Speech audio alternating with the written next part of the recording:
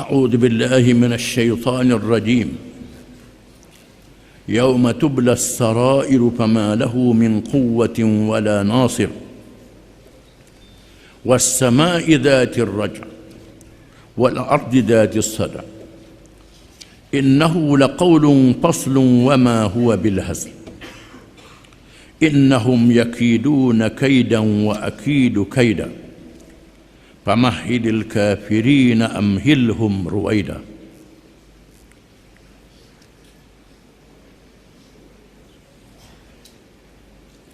Maksudnya, pada hari didedahkan segala yang terpendam di hati dari i'tiqad, niat dan lain-lainnya. Maka pada saat itu tidak ada bagi manusia sebarang kekuatan untuk membela diri dan tidak ada penolong yang dapat memberikan pertolongan. Demi langit yang berulang-ulang mencurahkan hujan dan bumi yang merkah mengeluarkan tumbuh-tumbuhan. Sesungguhnya keterangan Al-Quran adalah kata pemutus yang benar dan bukanlah ia kata-kata yang olok-olok. Sesungguhnya mereka yang menentangmu wahai Muhammad sallallahu alaihi wasallam bermati-mati menjalankan rancangan jahat, dan aku pula tidak tetap bertindak membalas rancangan jahat mereka dan menggagalkannya. Oleh itu janganlah engkau hendakkan segera kebinasaan orang-orang kafir itu. Berilah tempoh kepada mereka sedikit masa.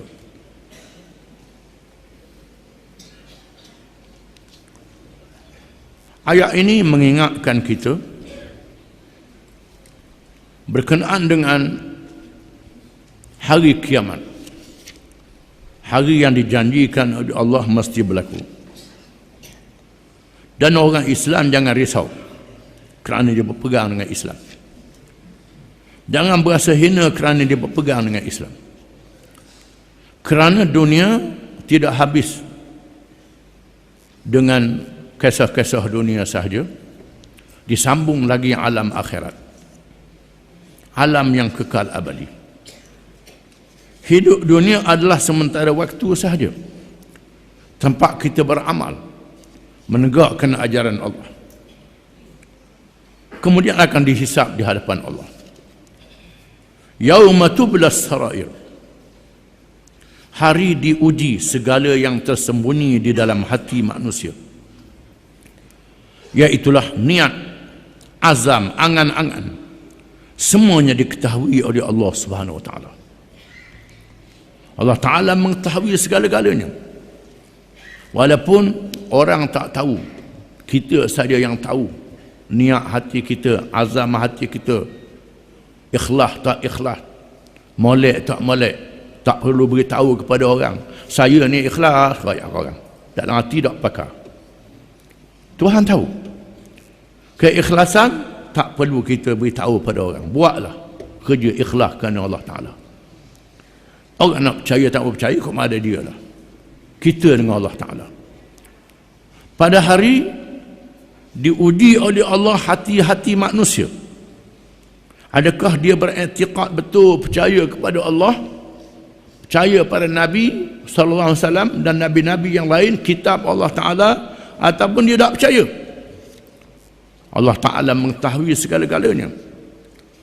Fama lahu min quwwatin wala nasir, maka tidak ada baginya kekuatan dan penolong setelah berlakunya dia mati, khususnya berlaku hari kiamat pula.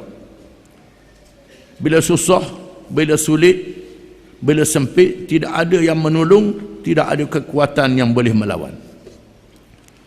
Di atas dunia kita boleh menggunakan kekuatan kita, kekuatan diri kita, tubuh badan kita, macam-macam alat yang ada pada kita, nak tipu orang, nak kecek orang, nak buat apa saja. Dan ada penolong-penolong yang boleh membantu melaksanakan perancangan kita. Bila hari kiamat, kekuatan tidak ada lagi, penolong tidak ada lagi untuk menolak segala mudarat yang menimpa kita, untuk melawan, nak lawan yang kita nak lawan, tidak ada lagi. Semuanya dihapuskan oleh Allah Subhanahu wa taala. Yang ada ialah Allah taala. Sama ada dia menerima kita ataupun dia menolak kita. Mesti faham. Ini satu amaran yang sangat keras daripada Allah Subhanahu wa taala. Dan Allah mengulangi dengan sumpah untuk mengingatkan manusia. Was-sama'i dzatir raj', dan demi langit yang mempunyai hujan-hujan yang diturunkan. Demi langit yang mempunyai hujan-hujan yang diturunkan. Allah Ta'ala boleh menurunkan hujan dari langitnya seberapa banyak yang dia nak turun. Sekadar yang cukup, sekadar yang lebih, nak menenggelamkan negeri dan dunia seluruhnya pun boleh.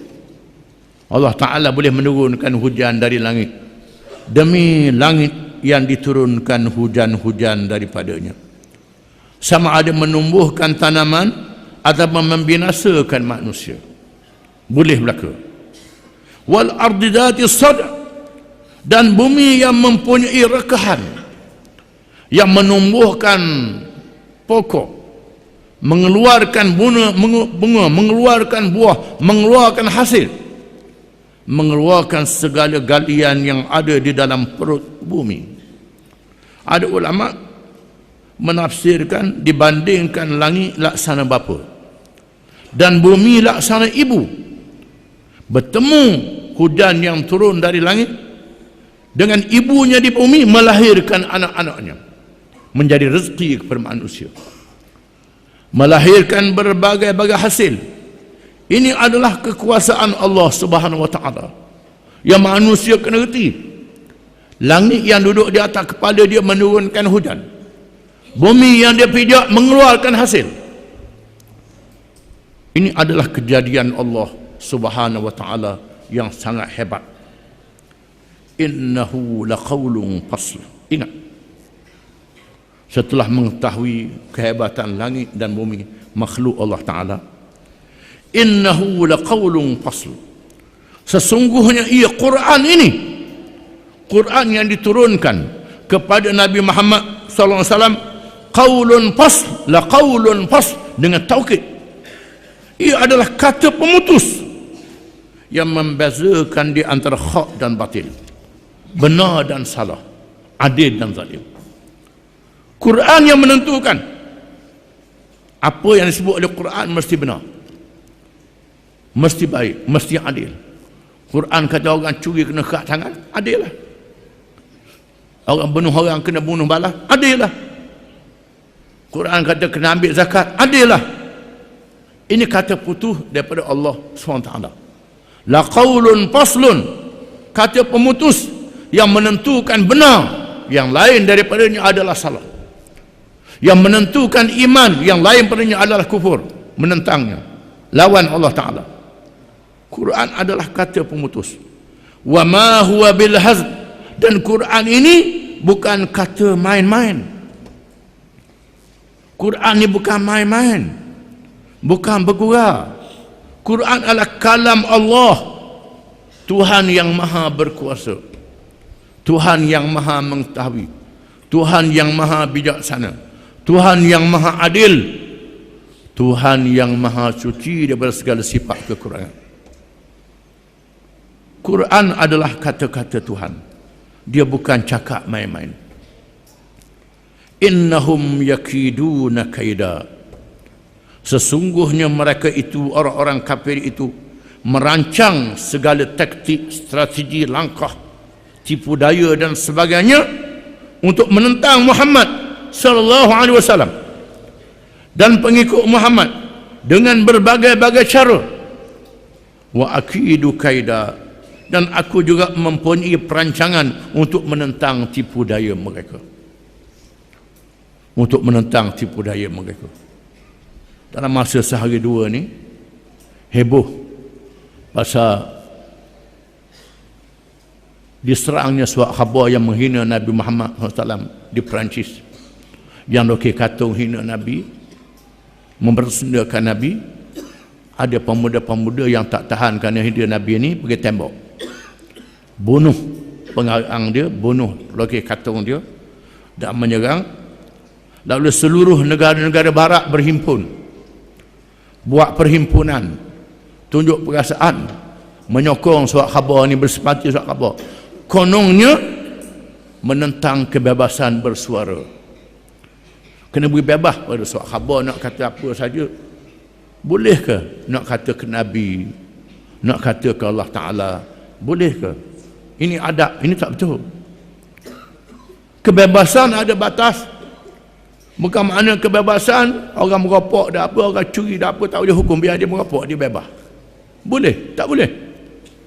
Ada batas kebebasan itu. Kebebasan manusia dengan kebebasan binatang ada beza. Beberapa orang yang dibunuh kerana menghina Nabi, bising. Perancis pernah mengebom masjid di Algeria pada hari Jumaat. Habis orang mati sebuah masjid di Algeria. Dalam masa perjuangan menentang penjajah Perancis, 1 juta lebih rakyat Algeria mati. Ada negeri yang berperang sampai 1 juta lebih rakyat dia mati. Ini menunjukkan gagah beraninya rakyat Algeria menentang penjajahan Perancis. Perancis yang selang laut dengan Algeria, setelah dia menjajah Algeria, dia nak jadikan Algeria sebahagian daripada Perancis. Dimasukkan budaya-budaya Perancis ke Algeria. Digalakkan orang tanam anggur di Algeria dengan tujuan untuk mengeluarkan arak yang sebanyak-banyaknya, supaya orang Algeria minum arak macam orang Perancis. Orang Algeria meninggalkan bahasa Al-Quranul Karim, guna bahasa Perancis. Nak hapus bahasa Al-Quran, nak hapus bahasa Al-Quran. Kita hapus tulisan Jawi je di sini. Di sana nak hapus bahasa Al-Quran, nak Peranciskan Algeria itu. Di mana rakyat Algeria bangkit menentang penjajah Perancis, mengejam orang-orang Algeria yang masuk kedai-kedai arak. Orang kampung Algeria, anak-anak muda Algeria yang mempertahankan Islam, kalau tengok ada orang Islam yang masuk kedai arak, direjam dengan batu. Masa itu, zaman itu, walaupun tindakan dia bersendiri, patutnya kena ada undang-undang, ada peraturan, dia tak berani. Ini semangat orang Algeria yang sangat tinggi. Dan ulama-ulama dia bangkit, buka sekolah-sekolah agama, buka sekolah-sekolah Al-Quran dengan gaji yang tak cukup, melalui pemimpin Syekh Abdul Hamid bin Badis. Ulama dia mengarahkan orang Algeria supaya membuka sekolah-sekolah agama di seluruh pelosok Algeria. Walaupun tidak ada gaji, tak ada duit, ditekan oleh Perancis kerana mempertahankan Islam, sehingga kemuncaknya banyak orang-orang Algeria tak boleh cakap Arab, tak boleh baca Al-Quran, berhaji orang Arab. Sebahagiannya dia bawa pergi ke Perancis untuk jadi rakyat Perancis, digaul dengan orang Perancis. Dalam Perang Dunia yang kedua berperang dengan Jerman, di mana banyak askar-askar Perancis, askar-askar barat yang mati dalam peperangan itu orang-orang Islam. Orang Islam yang berperang dengan Jerman, tentera Perancis, tentera Belanda, tentera British, yang mati tenteranya orang Islam. Macam di sinilah lawan Jepun, askar Melayu, askar Roka, askar Panjab, orang putih duduk belakang. Dia tepuk orang Melayu, berani orang Melayu tak boleh lawan, kita pun jenis gong, orang puji. Berpegang bagi pihak British. Berapa banyak negeri-negeri anak jajahan dibunuh oleh penjajah untuk kepentingan dia, diperhambakan. Di Algeria 1,5 juta mati rakyat Algeria. Islam tidak boleh dimatikan. Dan Islam berkembang di Algeria, berkembang balik. Orang Algeria boleh cakap Arab dengan bahasa fasih, lebih hebat pada orang Arab lain kerana dia mengaji semula. Dan di Perancis hampir 4 juta orang Islam. Dia orang masuk sangat, orang masuk, dan orang Islam tetap dengan agama dia walaupun tak boleh bahasa Arab. Di antara almarhum Malik bin Nabi yang banyak menulis buku-buku dalam bahasa Perancis, diterjemah ke berbagai-bagai bahasa. Malik bin Nabi ini antara orang Algeria yang tak boleh berbahasa Arab, berbahasa Perancis, terpaksa belajar bahasa Arab balik dan boleh berbahasa Arab balik. Malik bin Nabi, saya sempat berjumpa dengan beliau masa belajar dulu. Ini kehebatan Islam, boleh mempertahankan Islam. Dan hari ini Islam berkembang. Bila Islam berkembang, dia takut. Dia takut, patutnya lawan dengan hujah lah. Lawan dengan hujah, lawan dengan ilmu, jangan lawan dengan lokeh katung. Ni lokeh katung hina Nabi, tunjuk Nabi pakai serban. Pakai serban pula ada bung atas kepala, pacok bung ni nak tunjuk Nabi Muhammad ni pengganah, pembunuh, yang dia bunuh siapa ribu-ribu berjuta manusia. Nabi Muhammad masa dia berjihad, siapa pembukaan Mekah, siapa dia mati, tak siapa 2,000 orang mati, tak siapa 2,000 orang, 1,000 lebih orang mati dalam masa peperangan Nabi untuk menegakkan Islam di semenanjung tanah Arab masa Nabi hidup. Revolusi Perancis berapa ratus ribu, revolusi England berapa ratus ribu, revolusi komunis Rusia dan China berapa ratus ribu, Amerika ratus ribu juta mati. Amerika berperang di Vietnam, dia berperang di Vietnam, orang Vietnam tak boleh ikut dia, berperang, mungkin 1 juta juga orang Vietnam mati. Ini dia kata kita pula ganas. Ada orang kita pula ikut hak dia kata, orang kita ni ikut hak dia kata. Kita kena baca sejarah. Inilah Tuhan kata, innahum yakiduna kaida wa akidu kaida. Walaupun ayat ini diturun di zaman Nabi SAW, maknanya sampai zaman kita, mereka merancang tipu daya mereka supaya orang jangan ikut Islam, jangan ikut Quran. Wa akidu kaida, dan aku juga mempunyai perancangan untuk lawan tipu daya mereka. Walaupun dia menguasai internet, menguasai teknologi maklumat yang digunakan sepenuhnya untuk sebar benda bohong di seluruh pelosok dunia. Tuhan kata, wasanastadrijuhum min haitsu la ya'lamun, dan kami beri tempoh kepada mereka sepanjang-panjangnya sehingga mereka tak sedar kena hukum Allah. Famahhilil kafirina amhilhum ruwaida. Tuhan kata, wahai Muhammad SAW, wahai pengikut Muhammad SAW, bersabarlah. Tuhan kata, famahhilil kafirina amhilhum ruwaida, beri tempoh pada orang kafir tu. Dia nak buat kerja banyak-banyak, dia nak tipu banyak-mana, dia nak tipu lama mana. Amhilhum, aku beri tempoh pada mereka ruwaida, sedikit demi sedikit, sedikit demi sedikit, sehingga siapa ajal aku hukumkan dia. Tuhan kata, bila itu dalam ilmu Allah Ta'ala. Allah Ta'ala yang maha pemurah, maha penyayang, memberi tempoh kepada mereka yang durhaka itu sepanjang-panjang masa untuk bertaubat di alam dunia ini. Tuhan beri tempoh umur panjang, payah mati pula tu. Hak jahat-jahat ni payah mati biasa, umur panjang.